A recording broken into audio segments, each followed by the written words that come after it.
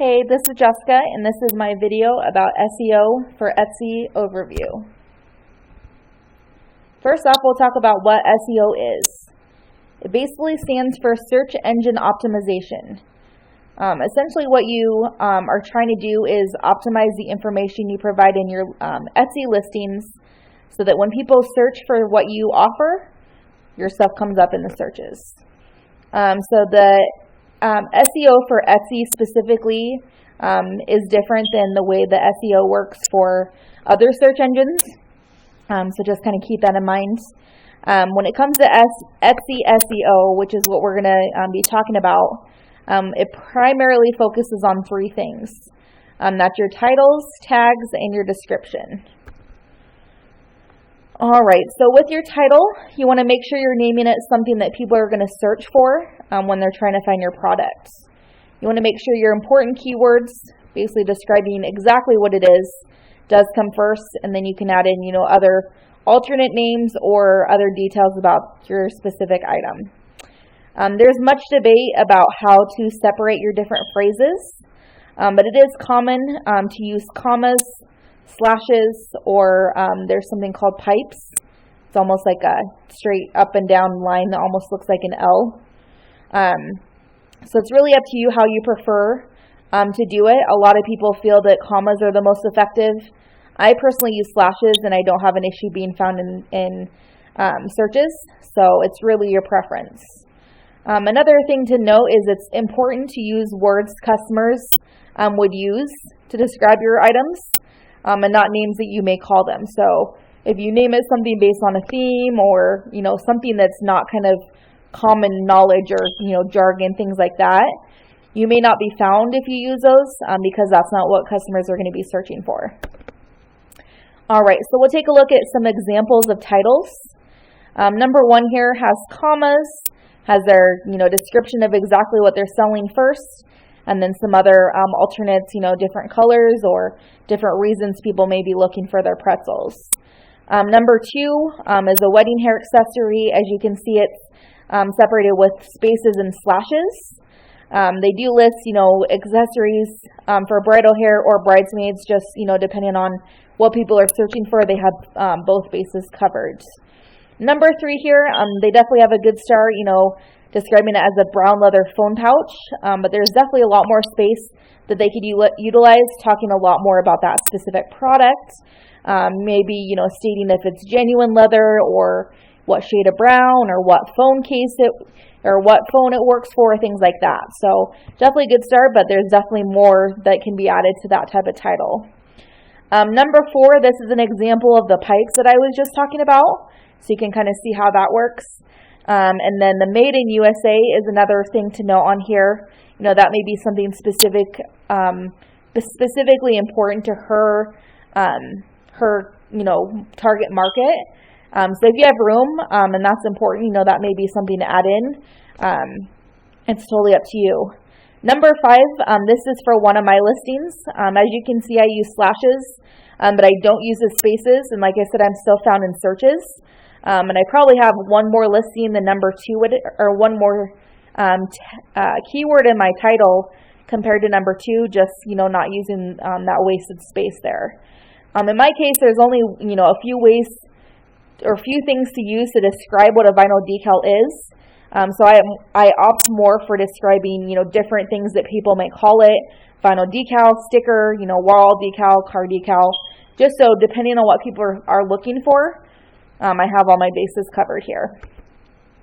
All right, so for tags, you want to make sure that you're using all 13 available tags that Etsy allows. You don't want them to be too broad, and you want to use long tail keywords. That basically means you just want to use phrases to describe your items as much as you can for the space you're allowed, instead of just using one word, because again, one word's going to be a lot more broad than listing a specific color. Of course, it's important to make sure you use words that are specific to your listing. You don't want to put, purple if it's blue or whatever the case is, just because it's not going to match up with everything else, and it's just going to be wasted space. One thing that's important to know is when you first set up your listing, Etsy has you put in the category. These categories are also used as tags for your items. So you just want to make sure that you're watching that you're not repeating any categories as one of your tags, because it just doesn't make sense to waste one of your 13 tags with something that's already programmed in there. All right, so we'll use those same 5 examples and show examples for tags. You can kind of see everything here. I'll kind of touch on a few things. As you can see, home and living, food and drink, candy, and pretzels, those would be the categories that this item falls into. It's a chocolate covered pretzel, so they have chocolate covered and chocolate pretzels listed. Pretzel rods, that may be something else that people are looking for. So they definitely have a wide range of things to cover what people would be looking for. For number 2, I would want to know, we have ivory here, which is very broad. I would maybe, update it to be like ivory hairpiece or something along those lines, because ivory could be anything. So that's not really going to help her have that tag when it's going to bring up way too many results and not even what, that specific item. Number 3, as you can see, here's their tags. As we were kind of just talking about, case and cell phone are categories, but yet they have phone and case listed as their tags as well. They didn't use all 13 tags, and they're all single words that are going to be very broad and very hard to find. So this would be an example of definitely something we'd want to stay away from and make sure we're adding genuine leather case or iPhone case or brown case, things like that, to make it a little bit more specific. So it's going to be something that you're found with. For number 4, the only thing I'd really touch on this one is they do use their name of their shop as one of their tags. This is something you'd really only want to do if people know your shop very well by its name, based on your branding or things like that. For me personally, I don't use it. I feel it's a waste of a tag, but it really just depends on the shop. So that's something to keep in mind. And then with mine, of course, I have, very similar tags. So what I have in my title, covering the stickers, vinyl decal, all of the different, phrases that could be used to describe my products. All right, when we talk about descriptions, our main thing we want to try to do is to use adjectives to describe your items. The problem that we're going to run into with selling online is it's really hard for people to picture your items. They can't feel it, see it in person, things like that. So using adjectives is going to be your best bet to be able to describe those items effectively. And then integrating your keywords is also going to help you, to be found in the searches. You don't want to just list them out. You just want to make sure, it's part of the way you're describing your items.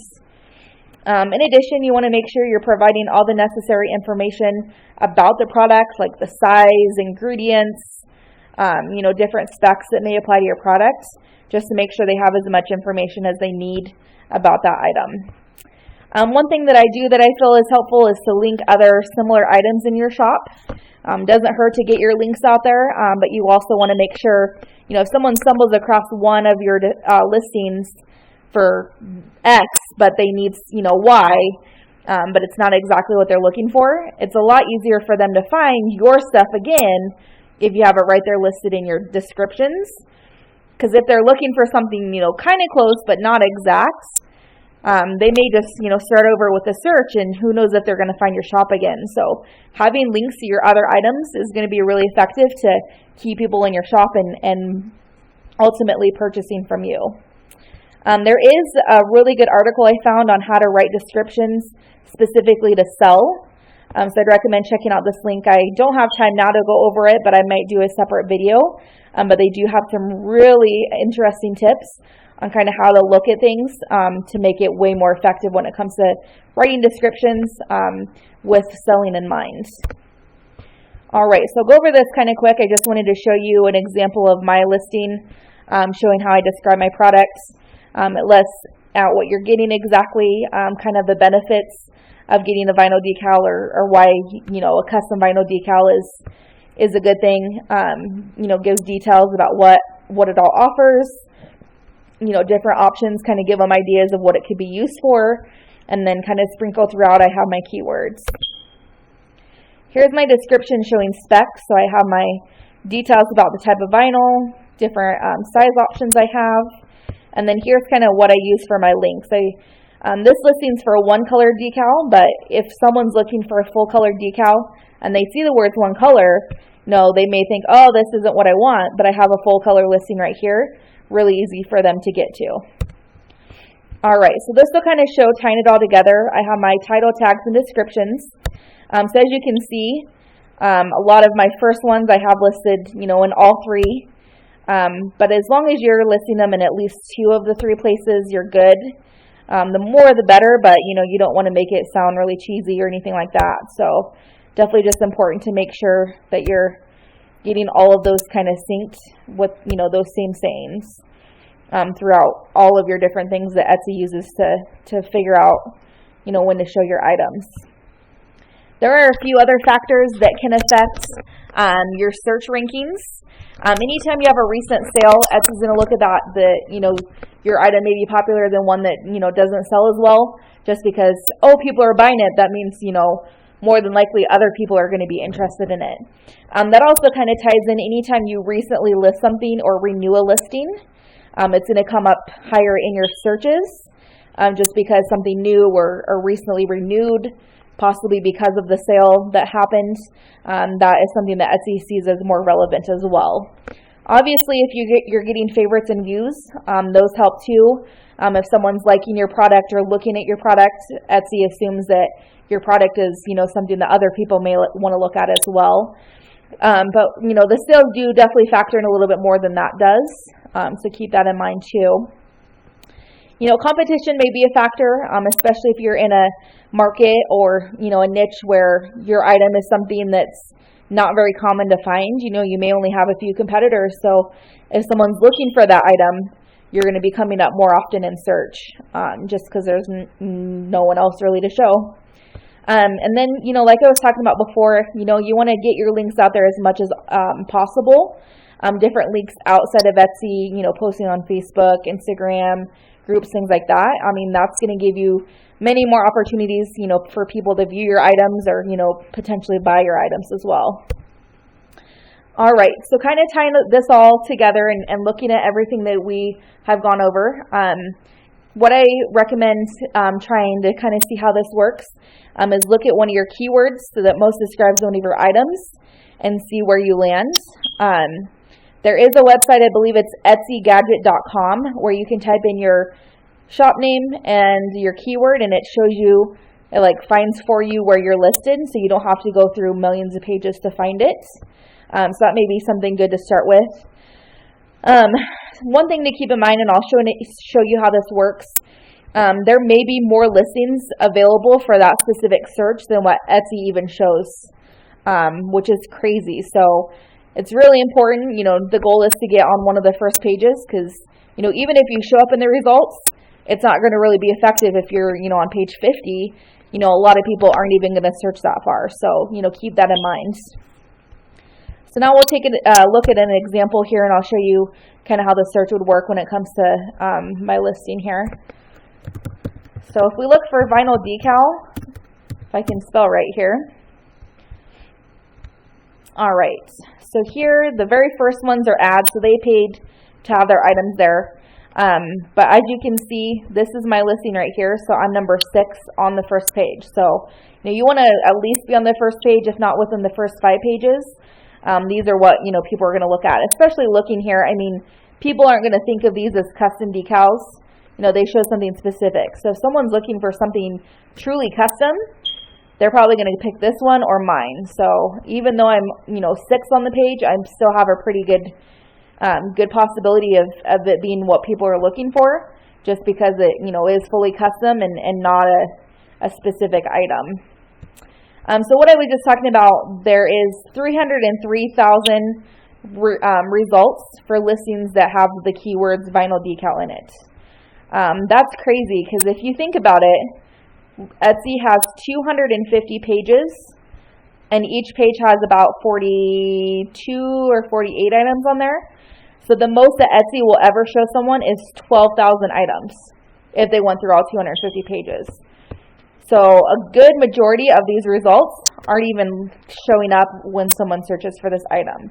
So that's why it's really important to be very effective with having your keywords the way they need to be, everything tying together so that you can be found. So another quick example here is funny apron is another one that I saw a lot of aprons. And this changes on a regular basis. Earlier, I was number 2. This is mine right here. So after the ads, I'm the first one that comes up. So if someone, just bought my apron versus this one, mine may show up more before this one because of that. So things will change around and you'll be in different places. It really just kind of depends on what's going on and what everyone does. But I mean, it's ever changing. As long as you can, get on one of the top pages and stay there, that's definitely the goal. All right. So another thing to do, kind of before you start looking into all of this, is take a look at your Etsy stats, especially if you've had a shop for a while. You just want to see what your most effective keywords are. So you can kind of start there with knowing what's going to be the most effective. And we'll take a look at that as well here. All right, so when you go to Etsy, you just want to go to your shop stats. And you want to make sure all time is listed here. You want to use as much information as you have available. We're going to skip over the traffic sources. That doesn't really apply to what we're looking at here. But we're looking at our keywords. So as you can see, my top 4 keywords are custom decal, car decal, custom vinyl decal, and vinyl decal. So those are the way that people are finding me. So any of my custom listings, those are the ones that I want to have in my tags, titles, and descriptions. Again, we kind of talked about my apron being popular. The tag just apron, a lot of people are finding me that way. Custom apron's another one too. So it's important to kind of look at that, and that's going to give you some insights. If you are a newer store, you're not going to really have a lot of information. I haven't been in business quite yet a year, but I mean, this is still substantially, some decent information to try out and take a look at. But if you're just starting out, I mean, start with what you kind of have, kind of fine tune it, and try out a few different things and see what's most effective. But down here, you can see that specific listing has been viewed around 3,000 times more than even my shop is. So people are finding me through that listing more than they're finding just my shop. So that's crazy. And then also looking at my favorites, this specific item has been favorited about 3 times more than my next top favorite. So that's huge. That one thing that I have done with that listing is anytime someone is looking for a custom decal, instead of setting up a custom listing for them, I have this set up to the way that pretty much anything that anyone would want that applies to this type of a decal, they can use that listing. So that's going to create more relevancy, more renewals, everything still costs me the same, and it's also less time because I'm not setting up custom listings. And once I kind of thought about that and realized how much it makes sense, that's kind of when I made that change. Okay, so another thing you can do too, so depending on what you sell, if I start typing this shows me all different kinds of other keywords that people may be using to search for things. So all of these different things would be really effective things for me to add if I'm looking for new ideas. So that's another thing is, to start typing in the search box, for some information about your items and see what comes up. So that's definitely helpful as well. All right, so another additional resource I found for you guys is here. It does kind of break it down more so about how a list works. It shows you all the different areas, what is what, describes them in detail. So if you're just starting out, that'd be a good resource to take a look at so you kind of understand how your listing is laid out, what is what means what. Again, way too much information for me to cover on this in this video, but it's definitely something to look at if you're kind of in the dark about how everything works when it comes to Etsy. So I hope you guys got something out of this video and kind of learned something new, or looked at something maybe different than you did before. If you're wanting to start out, I don't want you to get overwhelmed by thinking you have to change everything all at once. I would honestly look at one of your top selling items and take a look at how your tags, titles, and descriptions are at this point. See what maybe you can update and kind of start there. Tweak a few things, add some more information, do what you need to do to, get those keywords matching up in those 3 things. Leave it that way for a few weeks, see what happens. Maybe write down how many favorites you had, prior months, and then, give it a month and see how your favorites compare, and, see if that's making a difference, because, that's definitely something that you want to kind of track and see if it's worth it. And then once you start seeing how that works with that listing, then move on to the next and the next until you get the rest of your listings done. As always, if you guys have any questions, please feel free to reach out to me. I'll be more than happy to explain anything that may not have made sense or take a look at your shop with you, whatever the case may be. But I appreciate you checking out my video, and thank you.